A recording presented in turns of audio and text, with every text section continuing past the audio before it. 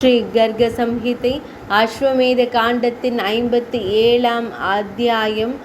அந்தணர்களுக்கு உணவளிக்கப்பட்டு பிராமணர்களுக்கு உணவளிக்கப்பட்டு தட்சணை பரிசுகள் வழங்கப்பட்டு பரிசுகள் விநியோகிக்கப்பட்டு உறவினர்கள் கௌரவிக்கப்பட்டு தெய்வங்கள் முதலானோர் அனைவரும் தத்தம் இருப்பிடங்களுக்கு செல்கின்றனர். ஸ்ரீ கர்காச்சாரியார் கூறினார், அரசே, பின்னர் பகவான் ஸ்ரீ கிருஷ்ணர் மற்றும் பீமசேனனுடன் யாதவ மன்னன் உக்ரசேனன் பிராமணர்களையும் அரசர்களையும் வரவழைத்து அவர்களுக்கு பலவிதமான உணவுகளை பரிமாறினான். அவன் பிராமணர்களை அழைத்து அவர்களுக்கு சிறந்த ஷஷ்குலி, புரி, கீர், அரிசி, சாதம், நல்ல பருப்பு மற்றும் குழம்பு, ஹல்வா, இனிப்பு, அரிசி, மால்புவா, இனிப்பு பதார்த்தம் மற்றும் அழகான பெனிகா, இனிப்பு வகை ஆகியவற்றை ஆடம்பரமாக பரிமாறினான். அவன் சிகரணி, சிக்கரன், கிருதப்பூர், கேவர், சுஷக்திகா, கொழுப்பு நிறைந்த காய்கறிகள், சுப்தினி, சட்னி, திதிக்கு, தைர்த்த அரிசி, லப்சி மற்றும் வட்டமான அழகான நிலா போன்ற சோகரி, இனிப்பு அரிசி ஆகியவற்றை வடை, லட்டு, அப்பளம் ஆகியவற்றுடன் பரிமாறினான். அந்த பிராமணர்களில் சிலர் பழங்களை உட்கொள்பவர்களாகவும் சிலர் காய்ந்த இலைகளை உட்கொள்பவர்களாகவும் சிலர் தண்ணீரை மட்டுமே அருந்துபவர்களாகவும் சிலர் துர்வாசா சாற்றை விரும்பி அருந்துபவர்களாகவும் இருந்தனர். சிலர் காற்றில் நனைந்த நீரினை அருந்தி வாழ்ந்தவர்கள் பிறவியிலேயே துறவிகளாக இருந்தனர். அவர்களில் பலருக்கு உணவுகளில் பெயர்கள் கூட தெரிந்திருக்கவில்லை. அவர்களுக்கு முன் பலவிதமான உணவுகள் பரிமாறப்பட்ட போது அவர்கள் திகைத்து போனார்கள். சிலர் அரிசியை மல்லிகைப்பூ என்றும் பலர் லட்டுக்களை ஆலமர பழங்கள் என்றும் சிலர் கீரையையும் பீனிகாவையும் சந்திரனின் உருவம் என்றும் பல பிராமணர்கள் அப்பளத்தையும் பீனிகாவையும் பலாஷ் இலைகள் என்றும் மது சிரசு என்ற இனிப்பு பண்டத்தை மாம்பழம் என்றும் தவறாக எண்ணினர். சட்னியையும் லப்சியையும் கண்ட பல முனிவர்கள் அவற்றை அரைத்த சந்தனம் என்றும் பல மகா முனிவர்கள் இனிப்பு பொடியையோ சர்க்கரையையோ கண்டபோது அவை மணல் என்றும் தவறாக எண்ணினர். இத்தகைய உணர்வுகளுடன் அங்கிருந்த பிராமணர்கள் அனைவரும் உணவருந்தி கொண்டிருந்தனர். சிலர் பால் அருந்தினர், சிலர் திராட்சை சாறு அருந்தினர். சில பிராமணர்கள் மிகுந்த ஆர்வத்துடன் மாம்பழச்சாற்றை அருந்தினர். சிலர் அங்கேயே உருண்டு புன்னகைத்து மகிழ்வார்கள். பின்னர் பகவான் ஸ்ரீ கிருஷ்ணர் பீமசேனனுடன் இணைந்து அங்கே அமர்ந்திருந்த துறவி பிராமணர்களிடம் ஆனந்தமாக புன்னகைத்து கொண்டே வேடிக்கையாக உரையாடத் தொடங்கினார். முனிவர்களே, இந்த உணவுகளின் பெயர்களை விரைவாக கூறுங்கள். நீங்கள் குறிப்பிடும் எந்த உணவாக இருந்தாலும் அதை நான் பீமசேனனுடன் இணைந்து உங்களுக்கு வழங்குவேன். பகவான் ஸ்ரீ கிருஷ்ணன் மற்றும் பீமசேனனின் வார்த்தைகளை செவிமடுத்ததும் சிறந்த முனிவர்களால் எதுவும் கூற இயலவில்லை.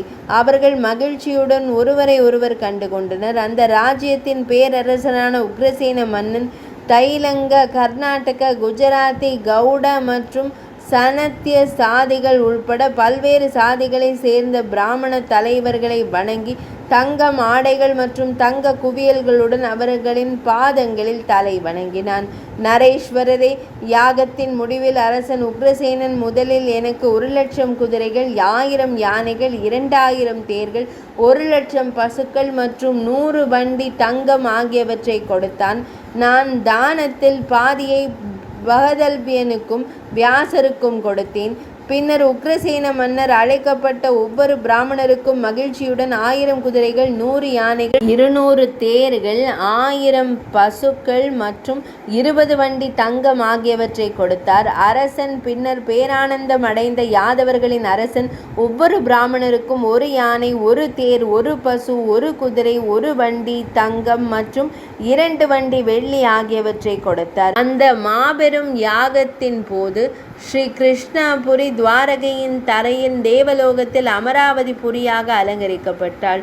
அப்போது பக்தர்கள், மகதர்கள், சூதர்கள், கைதிகள், பாடகர்கள் மற்றும் பெண்கள் அரச வாயிலுக்கு வந்தனர்.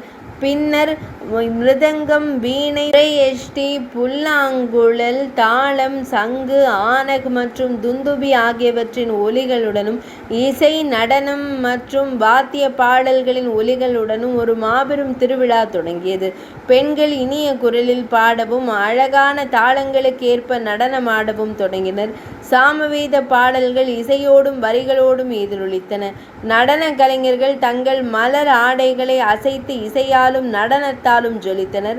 அந்த திருவிழாவில் கைதிகளும் மகதர்களும் பாடகர்களும் வந்திருந்தனர். அவர்கள் அரசனை அணுகிய போது அரசன் அவர்களுக்கு ஏராளமான தங்கத்தையும் ஆயுதங்களையும் வழங்கினார். வருகை தந்த தேவ கன்னிகளுக்கும் விலை மதிப்பற்ற பரிசுகள் வழங்கப்பட்டன.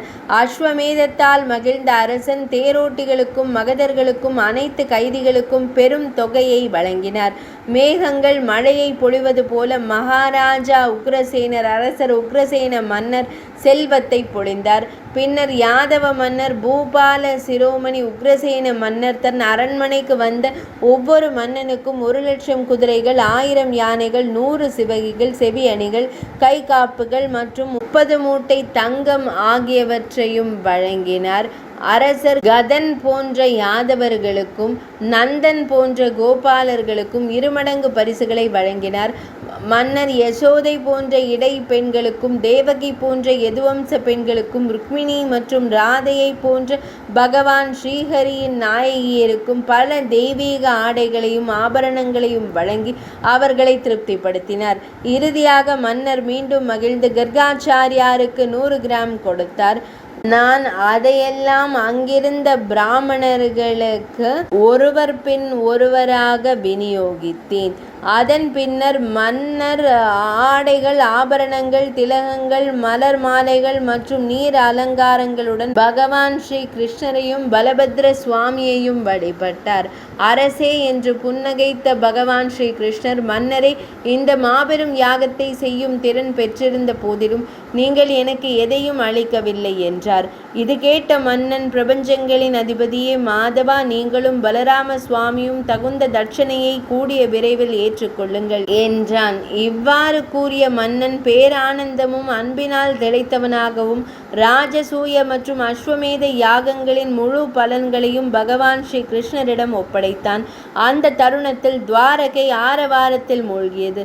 உடனடியாக திருப்தி அடைந்த தேவர்கள் அனைவரும் மலர்களை பொழியத் தொடங்கினர். பின்னர் தேவர்கள் அனைவரும் மகிழ்ந்து தத்தமது பங்கை பெற்று கொண்டு விண்ணுலகிற்கு சென்றனர். அவ்வாறே அசுரர்கள், ராட்சதர்கள், தாடியுள்ள விலங்குகள், பறவைகள், குரங்குகள், குகைகளில் வாழும் அரவங்கள் போன்றவை, மலைகள், பசுக்கள், மரக்கூட்டங்கள், ஆறுகள், சன்னதிகள், அனைத்து மன்னர்களும் கடலில் தத்தமது பங்கை பெற்றுக்கொண்டு திருப்தி அடைந்து தத்தமது இருப்பிடங்களுக்கு திரும்பினர். வந்திருந்த மன்னர்கள் அனைவரும் கொடைகளாலும் மரியாதையாலும் கௌரவிக்கப்பட்டு தங்கள் படைகளால் பூமியை அதிரச் செய்தவாறு தங்கள் தலைநகரங்களுக்கு திரும்பினர். மன்னர் நந்தனும் மற்ற அனைவரும், கோபரும், அன்னை யசோதையும் மற்றும் பிற விரஜ பெண்களும் பகவான் ஸ்ரீ கிருஷ்ணரால் வழிபடப்பட்டு தங்கள் பிரிவினால் ஏற்பட்ட துன்பத்தை அனுபவித்து பிரஜத்திற்கு சென்றனர். இவ்வாறு யாதவர்களின் அரசனான உக்ரசேனர் பகவான் ஸ்ரீஹரியின் திருவருளால் ஆசைகள் எனும் கடினமான சமுத்திரத்தை கடந்து மன அமைதியை அடைந்தார். இது ஸ்ரீ கர்க சம்ஹிதையின் அஸ்வமேத காண்டத்திலுள்ள மன்னர் உக்ரசேனரின் தானங்களின் மகிமை என்ற தலைப்பு கொண்ட 57ஆம் அத்தியாயம் இனிதே நிறைவடைந்தது.